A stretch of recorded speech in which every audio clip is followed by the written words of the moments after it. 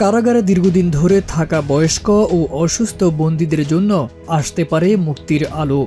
যাবজ্জীবন কারাদণ্ডের মেয়াদ কমিয়ে মানবিক বিবেচনায় মুক্তি দেওয়ার বিষয়ে আলোচনা হয়েছে বলে জানিয়েছেন স্বরাষ্ট্র উপদেষ্টা জাহাঙ্গীর আলম চৌধুরী।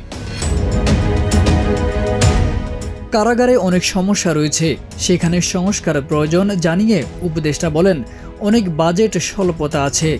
বন্দীদের মধ্যে অনেকে বয়সের কারণে নানা রোগে আক্রান্ত, তাদের নিয়মিত চিকিৎসা এবং ওষুধের প্রয়োজন হয়।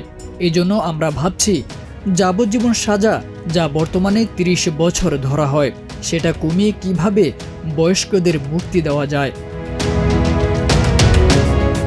তিনি জানান, এখনও চূড়ান্ত সিদ্ধান্ত হয়নি, তবে নারীদের ক্ষেত্রে ২০ বছর এবং পুরুষদের ক্ষেত্রে তার চেয়ে কিছুটা বেশি সময় সাজা ভোগের পর মুক্তির বিষয়ে আলোচনা চলছে। তবে এটি কোনো সার্বজনীন সিদ্ধান্ত নয়।